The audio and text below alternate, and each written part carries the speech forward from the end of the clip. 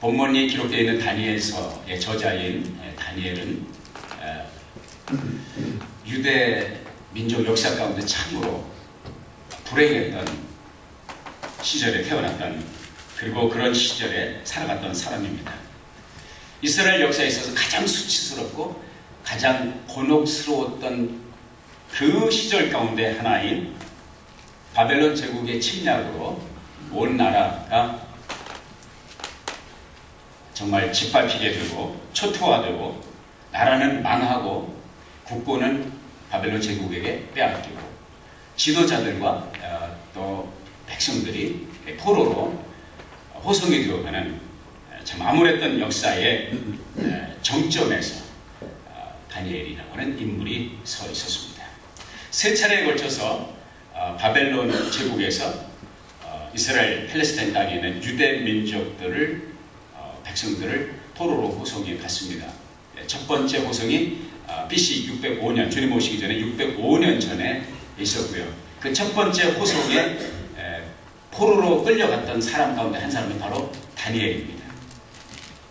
우리 조국 대한민국의 역사 가운데도 가장 암울했던 역사가 있었다면 1910년부터 1945년까지 36년 동안 국권을 일본 사람들에게 빼앗기고 36년 동안 일본 사람들의 말발굽발에 짓밟혔던 온 나라가 대한민국 전체가 초토화되었던 암울했던 눈물겨운 역사를 우리가 기억하는데, 바로 그러한 이스라엘 역사의 암울했던 시절을 살아갔던 다니엘. 그런데 참 놀라운 것은 나라가 주권을 빼앗기고 강토가 초토화되고 말발굽발에 짓밟히고 남의 나라의 포로로 끌려갔던 이 비참한 그 사람들 가운데 한 멤버였던 다니엘이 그 역사책의 페이지를 열어보면 열어볼수록 놀랍고 신기한 것을 발견하게 됩니다. 그것은 바로 다니엘이 당대 최고의 제국이었던, 전 세계로 호령했던 바벨론 제국을 호령하는 제국의 2인자까지 올라가는, 정말 그 황제가 가장 신임하는 장자방 역할을 하는 막강한 권력의 실력자의 자리에 올라가는 것을 보게 되고요.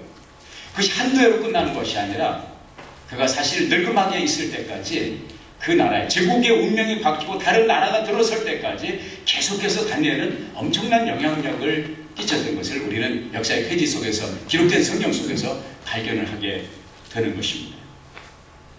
요즘 말로 말하면 정말 어려운 시대에, 모든 사람이 죽어라 죽어라 하는 시대에 희망을 접고 꿈을 접고 비전을 접고 우울증에 시달리는 시대에 찬란한 빛, 광휘를 발휘하는 것 같이 세상을 비추었던, 아름다운 삶의 족적을 남겼던 이 다니엘의 그 성공 비결, 그 행복한 삶의 비밀은 무엇일까?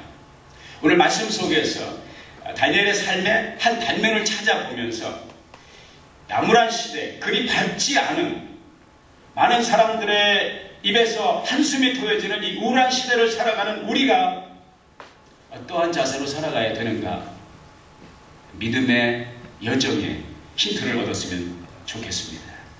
2절 말씀이 이렇게 시작되어 있습니다. 나다니엘은 책들을 통하여 하나님께서 예레미야에게 말씀하셨던 횟수를 깨달았으니 그랬습니다.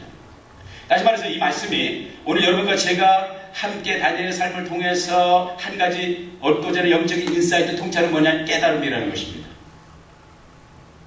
사랑하는 여러분, 인생의 삶의 터닝 포인트는 어디에서 첫 출발이 오느냐? 깨달음에서 옵니다. 역사의 전환점은 깨달음을 통해서 오는 것입니다. 나라의 운명도 깨달음을 통해서, 공동체의 변화도 깨달음을 통해서, 가정의 역사도 깨달음을 통해서 온다는 것입니다. 시편 49편 20절에 보면 그런 말씀이 있습니다. 사람이 존귀하지만 깨달음이 없다면 깨닫지 못하는 사람은 멸망할 짐승 같다 그러십니다. 사람이 존귀해, 개혁성경에는 사람이 존귀에 처하나 깨닫지 못하는 자는 멸망하는 짐승과 같도다, 그렇게 말씀을 하고 있습니다. 하나님께서 사람을 존귀하게 만들었어요. 그래서 우리가 만물의 영장이라고 말합니다. 같이 해봅시다. 만물의 영장.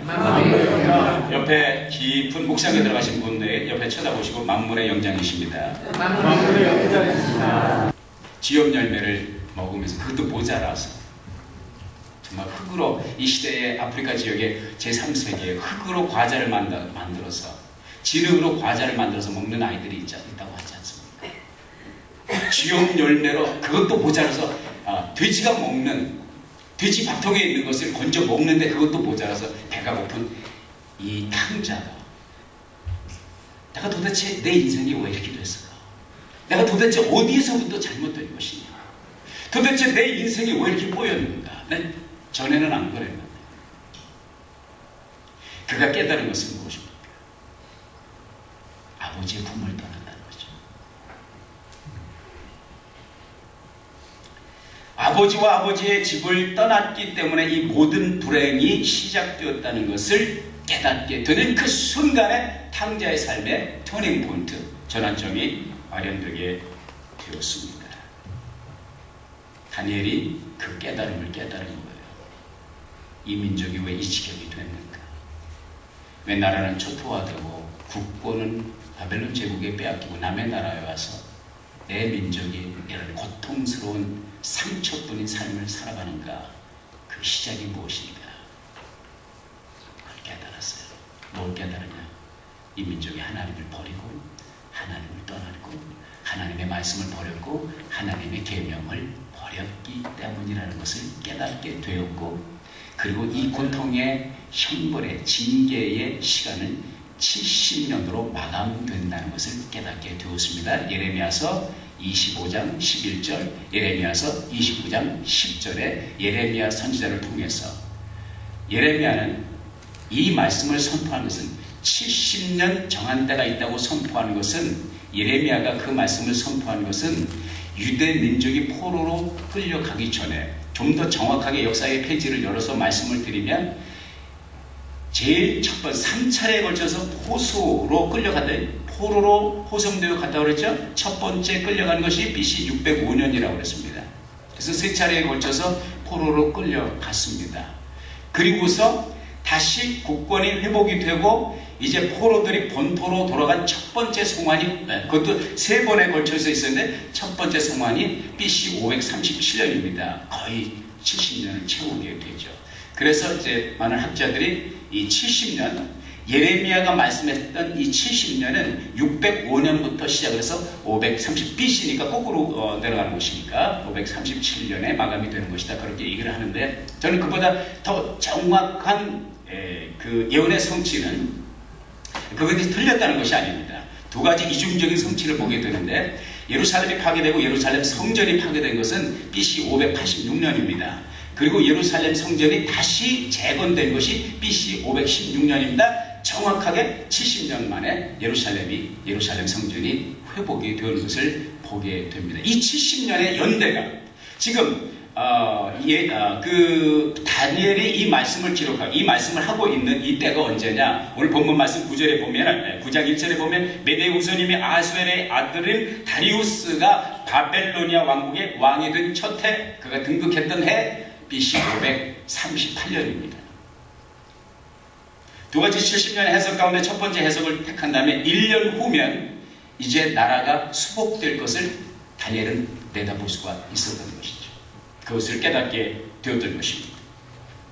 사랑하는 여러분, 하나님은 역사의 수레를 움직이시는 하나님이십니다. 아멘입니까? 아멘. 대한민국의 역사도 하나님이 관장하시고 미국의 역사도 하나님이 다스리십니다. 조국을 위해서 기도해야 되는 이유가 무엇입니까? 역사를 하나님이 주관하시기 때문입니다. 우리가 살고 있는 미국 땅과 미국 대통령과 의정자들과 정치인들을 위해서, 지도자들을 위해서, 시장을 위해서, 주지사를 위해서 기도해야 되는 이유가 무엇입니까? 역사를 주관하시는 분이 하나님이시기 때문에.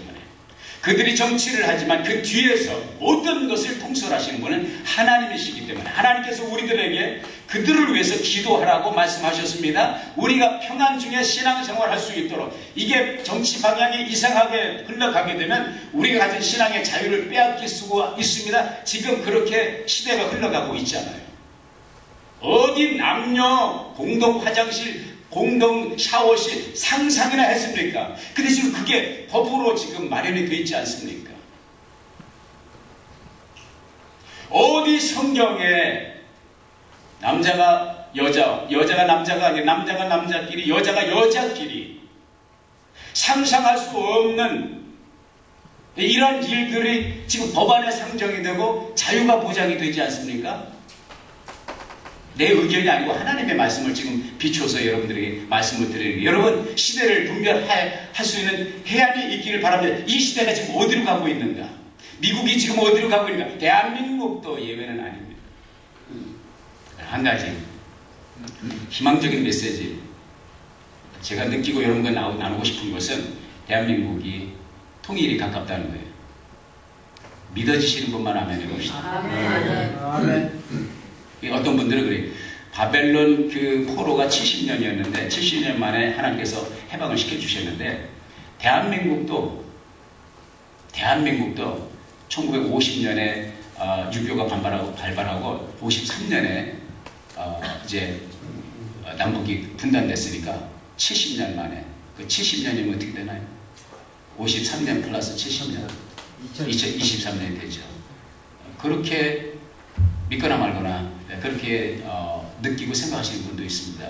매우 가능성이 있는, 근데 저는 제 생각에는 그보다 먼저 올 것 같아요. 느낌이 돌아가는 상황이. 그러나 돌아가는 상황 때문이 아니라 저는 한 가지 확신을 가지고 있는 것은 기도 때문이라고 믿습니다. 네. 제가 알고 있는 분, 우리 사모님 쪽으로 친가의 가족과 형제 가운데 저는 20년 동안 매일 에브리데이 고급기도원에서 철회하시는 분을 알고 있습니다. 대한민국은 이런 사람이 한두 사람이 아닙니다. 20년 동안 every night 구국을 위해서, 조국 통일을 위해서 기도하는 사람, 이런 숨어있는 종들이 있습니다. 저는 반드시 주님이 오시기 전에 대한민국의 통일이 될 것이다. 여러분이 믿어주시거나 말거나 저는 그렇게 믿습니다. 할렐루야. 아멘. 왜냐하면 하나님이 역사를 주관하시는 하나님이시기 때문입니다. 다니엘이 이것을 깨달은 후에 제일 먼저 한 것이 무엇입니까? 기도와 간구로 하나님을 찾았다고 그랬습니다. 어떻게? 첫째, 3절에 보니까 내 얼굴을 주 하나님께 향하고 그랬습니다. 내 얼굴을 하나님께 향하고. 하나님이 어디 계십니까? 서쪽에 계세요? 동쪽에 계십니까? 하늘에. 네, 하늘이죠. 폴리티컬리 정치적으로 굉장히 정확한 답을 주셨습니다. 성경에 보면 하늘에 계신 하나님이라고 해서 하늘을 쳐다보면 정답이 되겠죠. 하나님은 우주 어느 공간에도 안에 계신 곳이 무소부지하신 하나님이시지만 어떻든 얼굴을 하나님께 향했다는 것은 하늘에 계신 하나님을 향하여 마음을 집중했다, 초점을 맞추었다, 그런 얘기가 되겠죠. 탕자가 쥐업 열매를 먹고 있는 이 불운한 상황 속에서 깨달음을 깨달았을 뿐만 아니라 그의 얼굴을 어디로 향했습니까? 아버지에게 향했습니다. 탕자가 쥐업 열매를 먹고 배고픈 이 배를, 줄인 배를 움켜쥐고 고통을 당할 때 필요했던 것은 더 나은 식사 메뉴가 아니었습니다. 그에게 정말 필요했던 것은 돼지가 먹는 밥통이 아니라 그런 소밥통이면 좀 나은 그거 아니었습니다. 다른 직장이 아니었습니다. 다른 보스가 아니었습니다. 다른 동네가 아니었습니다. 탕자의 운명을 변화시킬 것은 아버지를 바라보고 아버지에게로 그의 삶을 향하는 것이었습니다. 아멘입니까? 아멘. 수가성 우물가의 여인의 스토리를 여러분 잘 아시죠? 너무나도 행복을 찾아, 만족을 찾아 방황했던 세월을 보냈습니다. 전에 남편 5이 있으나 지금 남편도 내 남편이 아니다. 저쪽 동네, 저 LA 저 서북 쪽에 가면 헐리우드 동네 있죠. 거기 자주 출입하시는 클린트 뭐 하시는 할아버지가 있어요. 83살 나셨는데 5번, 제 기억이 정확하다면 5번 만나는 거에 이혼하시고 6번째 여자랑 연애 중이다. 결혼 생활에 행복하면 왜 5번씩 헤어지고 6번째랑 만납니까? 그렇게 행복하다면, 행복에 겹다면, there was something missing, there was something wrong. 또 다른 여자, 또 다른 남자가 필요한 것이 아니라, 사랑하는 여러분, 주님이 필요합니다. 아멘입니까? 아멘. 이 세상에 수많은 사람들이 그렇게 방황하고 있어요. 보다 나은 삶을 위해서, 보다 나은 행복을 위해서 방황하고 있습니다. 세상 어디에도 그런 행복은 없습니다. 세상 어디에도 무지개와 같은 그런 행복은 없습니다. 하나님께서 예레미야서 2장 13절에 하신 말씀이 있어요. 유대 백성들을 향해서 하나님께서 지적해 주신 말씀이 있어요. 너희들이 2가지 악을 행하였다. 하나는 생명수의 근원인 나를 버린 것과, 또 하나는 물을 담아둘 수 없는 터진 웅덩이를 너희들 스스로 판 것이다. 그게 무슨 얘기입니까? 하나님을 떠나서 스스로 행복을 찾기 위해서 몸부림친 이스라엘 백성들, 유대 민족을 향해서 하나님께 거기에 행복이 없다는 거예요. 너희들이 파는 것은, 너희들이 찾는 것은 터진 웅덩이나 물을, 생명수를 담을 수도 없고 간직할 수가 없다. 다 새나간다. 그러면서 하나님께서 하신 말씀이 너의 얼굴을 내게로 향하라, 내게로 돌아오라, 돌아오라. 주님께서 말씀하고 계시는 것입니다. 수가성 우물가의 여인은 예수님을 만났을 때, 그리고 그의 마음을, 그가 주님과 함께 대화를 나누면서 삶의 각성, 깨달음이 있을 때 그의 마음을 하나님께로 움직일 때 삶의 놀라운 터닝 포인트가 마련됐던 것을 알고 있습니다. 그리고 물동이를 내려놓고 너무 흥분하고 너무 행복해서 이 메시지, 그가 만난 예수, 그가 만난 하나님을 전하고 싶어서 동네에 들어갔어. 이 여자가 본래 물을 길러 낮에 나왔어요. 우리 창세기 24장에 보면은 아브라함의 종이 주인 아드님, 도련님 이삭의 결혼을 위해서 중매하기 위해서 어디로 갑니까? 메소포타미아로 갑니다. 아브라함의 고향으로 갑니다. 거기 도착을 해서 약대 10마리를 데리고 와서 도착을 했는데 언제였느냐? 저녁 때 도착했다. 그 저녁 때는 언제냐? 동네 아가씨들이, 동네 처녀들이 물을 길러 쭉 줄을 지어서 나오는 때라. 성경이 그렇게 말씀하고 있습니다. 그 당시에 중동의 문화권은 무엇인가? 물을 길는데 낮에 장렬하는 태양볕 때문에 동네 처녀든 아줌마든 저녁에 다 물을 길러 나옵니다. 왜? 선선하고 물을 길기가 좋으니까. 저도 물을 오랫동안 몇 년 동안 길어봤는데 저녁 때 저도 길었습니다. 낮에 12시에 물을 길어 간 적이 제 생각에 기억이 나질 않습니다. 그런데 이 여자는 낮에 정오에 물을 길러 왔어요. 왜요? 동네 사람들 보기 싫어서, 동네 사람들 눈총 받기 싫어서, 동네가 창피해서, 남이 안 나오는 정오에 나와서 물을 깃다가 예수님을 만난 거예요. 예수님을 만난 후에 그가 깨달음을 깨닫고 하나님께로 그의 얼굴을 향할 때, 삶의 터닝 포인트가 만들어질 때, 전환점이 만들어질 때, 진정한 행복의 원천을 발견했을 때, 진정한 생명수를 발견했을 때, 그가 한 것은 물덩이를 내려놓고 동네로 나갔어요. 동네 피해서 도망왔는데 동네로 나갔어요. 이 소식을 전하지 않고 를 견딜 수 없는 흥분과 행복에 겨워서 내가 만난 메시아를 가서 만나보십시다. 그리고 금식하며 하나님을 구했다 그랬어요. 금식하며. 그냥 기도하면 되지 왜 금식까지 합니까? 금식을 한다는 것은 무엇입니까? 간절함입니다. 열정을 말합니다. 21일 동안 우리 금식하며 기도하기로 했습니다. 왜 금식하며 기도합니까? 하나님께 향한 우리의 간절함입니다. 금식 기도가 응답이 빠른 이유는 무엇입니까? 하나님도 우리가 배고픈 것이 얼마나 괴롭다는 걸 하나님은 아십니다. 금식을 통해서 우리의 간절함이 얼마나 사무치는가를 하나님께 알려드리는 것입니다. 이 시대의 이 제너레이션이 사무치는 것이 뭐냐? 정말 사무치고 간절히 사모하는 것 가운데 하나가 있어요. 그건 뭡니까? 체중 조절입니다. 얼마나 체중 조절을 사모하면 밤까지 굶습니다. 이거 그러니까 얼마나 사모하는, 얼마나 사모하는.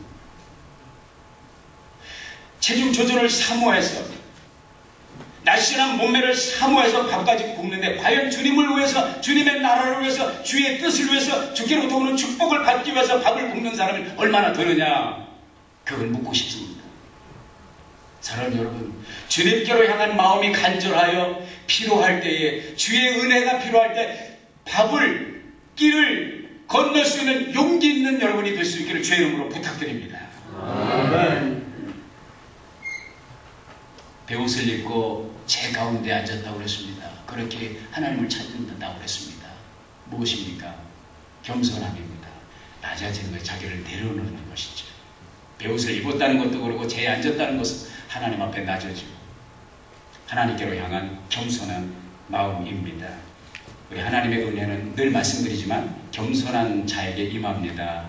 교만한 사람은 은혜 받을 가능성이 거의 낮답니다. 하나님의 기적적인 변화 없이는 물은 하나님의 은혜는 항상 물과 같습니다. 낮은 곳에 있어야 물을 많이 받습니다. 아멘입니까? 낮은 곳에 교만을 버리고 오만을 버리고 어린 아이와 같이 낮아지시는 저와 여러분이 될 수 있기를 주의 이름으로 축복합니다. 그리고 4절에 보니까 기도하고 고백하며 말했다고 했습니다. 무엇을 말했고 무엇을 고백했습니까? 두 가지를 말했습니다. 하나는 하나님은 언약을 지키시는 하나님입니다. 둘째로 하나님은 인애를 주시는 하나님이십니다. 인애를 베푸시는 하나님이다. 그렇게 고백을 하고 있습니다. 그런데 이제 문제는 뭐냐면 하나님은 언약을 지키시고 인애를 베푸시는데 그게 필요한데 문제는 뭐냐면 그 인애는 그 언약은 하나님이 누구에게 지키시고 누구에게 베푸시느냐. 하나님을 사랑하고 하나님의 계명을 지키는 자들에게 라는 단서가 붙어 있습니다. 하나님을 사랑하고 하나님의 계명을 지키는 자들에게 하나님은 인애를 베푸시고 하나님은 세우신 언약을 지키십니다. 아멘. 그 문제는 뭐냐면 이스라엘 백성들이 유대 민족이 하나님을 사랑하지 못했다는 거예요. 하나님의 계명을 지키지 못했다는 거예요. 여기에 갈등과 여기에 크나큰 문제와 장벽이 느껴지는 거예요. 그래서 그 다음으로 다니엘이 한 것이 뭡니까? 하나님 앞에 부르짖어 기도하는 것이죠. 뭐라고 기도했습니까? 5절과 6절에 우리가 죄를 짓고 악을 행했습니다. 반역했습니다. 계명과 법도를 떠났고 주님의 종들 곧 선지자들이 주의 이름으로 말한 것을 듣지 않았습니다. 이게 이제 한마디로 변하면 뭡니까? 회개입니다. 회개란 무엇입니까? 하나님과 생각이 같은 생각을 갖게 되는 거예요. 하나님의 생각과 나의 생각에 하나님의 생각에 나의 생각을 동의하는 것입니다. 하나님이 옳습니다.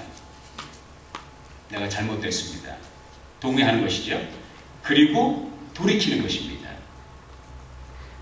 회개의 두 요소는 하나는 생각의 변화고 또 하나는 행동의 변화입니다. 아멘. 하나님의 말씀을 들을 때에 변화된 생각, 변화된 행동으로 새로운 미래를 개척해 나가는 여러분이 될 수 있기를 주의 이름으로 축복합니다. 칠곡은 어두운 밤중에 배 한 척이 항해를 하고 있었습니다. 갑자기 선장이 보니까 앞에서 불빛이 보이는 거예요. 또 다른 배가 나타난 거죠. 이 선장이 무전을 쳤습니다. 당신 배의 각도를 동쪽으로 10도만 꺾으십시오. 잠시 후에 무전이 왔습니다. 이쪽에서 꺾을 수가 없습니다. 당신이 서쪽으로 10도만 각도를 꺾으십시오. 그 회신을 듣고 이 선장이 기분이 몹시 나빴습니다. 이 배는 군함이다. 그리고 나는 함장이다. 해군 함장이다. 너 꺾지 않으면 그대로 돌진한다. 이렇게 이제 넣었어요. 타조를 보냈어요. 그쪽에서 다시 응답이 왔습니다. 마음대로 하십시오. 이쪽은 꺾을 수가 없습니다. 당신이 꺾으십시오. 왜냐하면 여기는 등대기 때문입니다. 나는 해군 수병 2등병인데요. 등대를 꺾을 수는 없습니다. 여러분 등대가 꺾어야 됩니까? 군함이 꺾어야 됩니까? 등대는 꺾을 수가 없어요. 육지기 때문에. 군함이 꺾어야 됩니다. 다 같이 해봅시다. 나는 군함이다. 옆에 사람 한번 우리 해봅시다. 나 군함인데 꺾어 빨리. 옆에 사람에게 당신이 꺾어 그래봐. 나 군함인데 당신이 꺾어. 나 고난인데 당신이 꺾어. 안 꺾으면 당신 죽어. 나 그냥 돌진한다.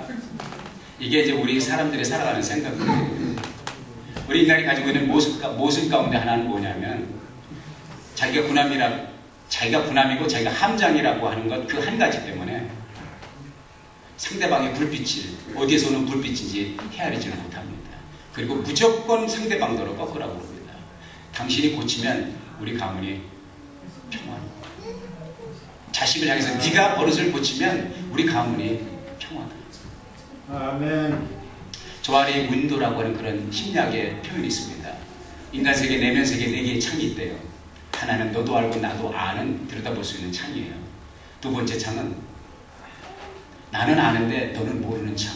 남들은 모르는 나만의 비밀의 창. 나는 알아. 그런 창문이 있대요.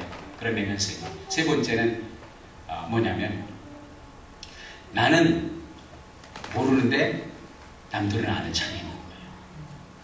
남들은 다 아는데 자기만 모르는 자기의 내면 세계가 있다는 거예요. 그 가운데 하나가 뭐냐면 나는 군함이다 이거죠. I don't care who you are. 네가 누군지 난 상관 안 해. 나는 군함이거든. 그리고 나는 함장이거든. 너 비켜. 너 꺾고. 너 태도를 바꿔. 내 생각을 바꿔. 너 인생 바꾸면 모든 것이 다 편안해. 여러분, 지옥에 간다는 것이요 아무나 갈 수 있는 게 아닙니다. 지옥에 간다는 건 쉬운 게 아닙니다. 왜 그런지 아십니까? 지옥에 가려면 시종일관 잘 꾸준해야 됩니다. 처음부터 그리고 일생을 마칠 때까지 하나님의 초청을 꾸준히 거절해야 됩니다. 지옥에 가려면 성실해야 됩니다. 하나님이 성실로서 우리에게 주의 종들을 보이는 말씀으로 들리는 말씀으로 내가 문 밖에 서서 두드리노니 내가 문을 열 내가 너에게로 들어가 너로 더불어 먹고 너는 나와 더불어 먹으리라. 일생에 수없이 많은 종들과 하나님의 말씀을 통해서 하나님의 초대장이 옵니다. 성실하게 돌아가실 때까지 그 초청장을 찢어버립니다. 하나님의 감동이 옵니다. 겸손하신 우리 주님의 마음이 낮고 천한 나의 자리까지 오셔서 나는 내가 변화되기를 원한다. 나는 내가 너의 생각을 바꾸기를 원한다. 내가 너를 도와주기를 원한다. 그럴 때마다 수번, 수십 번, 수백 번, 수천 번 하나님이 이 감동을 주실 때마다 나는 함정이거든. 나한테 이래라 저래라 하지 마세요. 내 인생 군함의 함정은 나에게 당신이라도 나에게 이래라 저래라 하지 마세요. 내가 이대로 살다가 나는 갑니다. 이건 대단한 의지입니다. 대단한 주관입니다. 대단한 고집입니다. 새심줄보다 더 질긴 고집입니다. 그리고 그것을 끝까지 그 자세를 성실하게 꾸준히 고수를 하면 성공합니다. 어디에 가는데? 지옥에 가니까 성공합니다. 그 성공한 케이스 가운데 하나가 어떤 케이스예요? 이스라엘 백성들. 애굽에서 나온 이스라엘 백성들. 하나님께서 40년 동안 그렇게 문을 두드렸어요. 40년 동안 하나님의 말씀을 가르쳤어요. 40년 동안 하나님께서 간절히 이스라엘 백성들의 마음에 문을 두드렸습니다. 이스라엘 백성은 40년 동안 성실로서 초지일관 꾸준히 원망하고 불평하고 하나님의 말씀을 무시하고 하나님의 계명을 저버리고 짓밟을 때 결국은 그들은 성공했어요. 어디에 성공했습니까? 가나안에 못 들어가고 요단을 건너지 못하고 광야에서 멸절당하는데 성공을 했습니다. 사랑하는 여러분, 이런 성공을 하지 마시기를 주의 이름으로 부탁드립니다.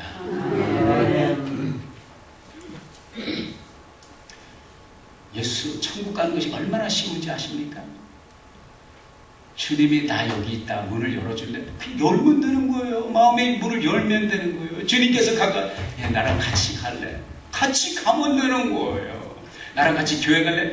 주님 좋습니다. 바에 가는 것보다 좋습니다. 카지노에 가는 것보다 좋습니다. 주님 이렇게 따라가면 되는 거예요. 그게 뭐가 어렵습니까?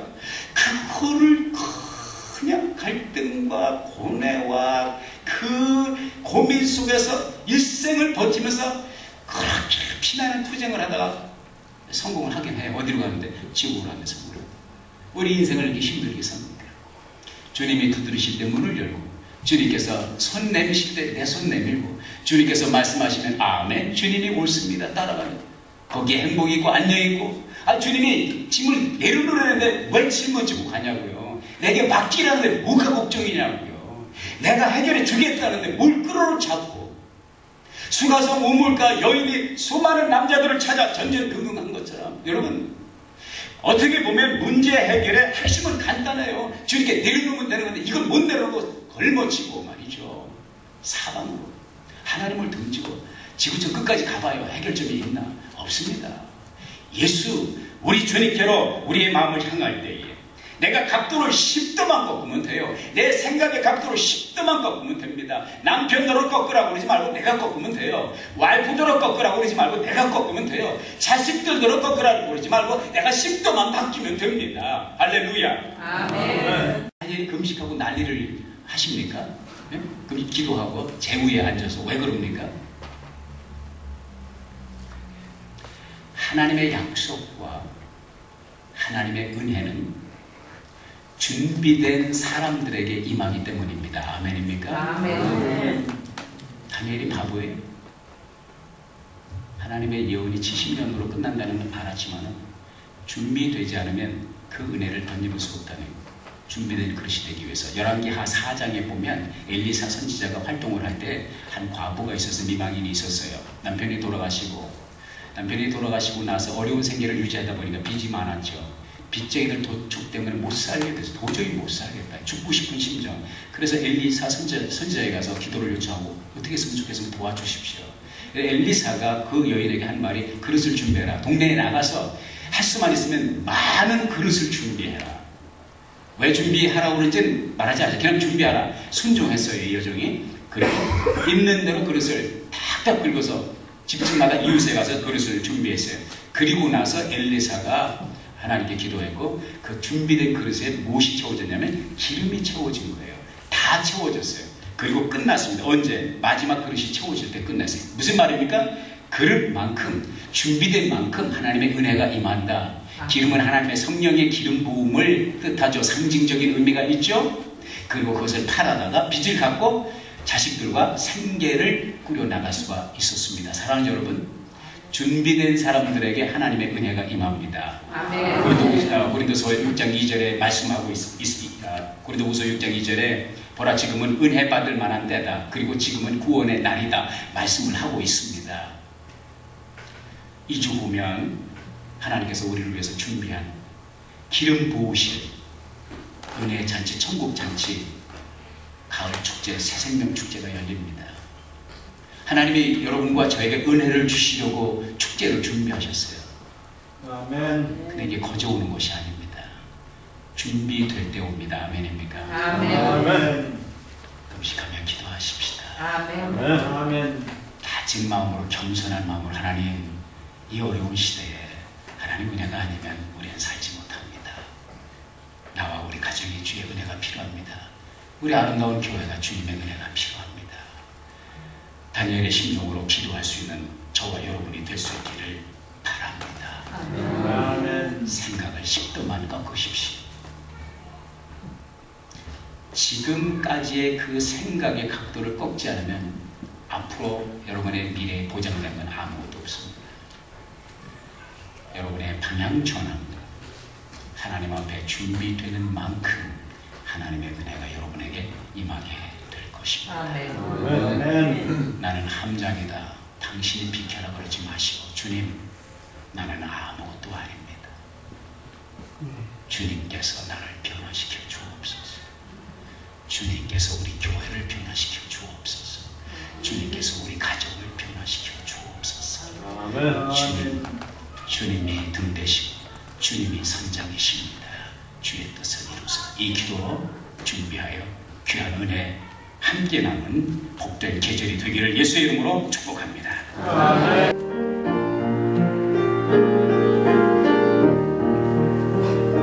주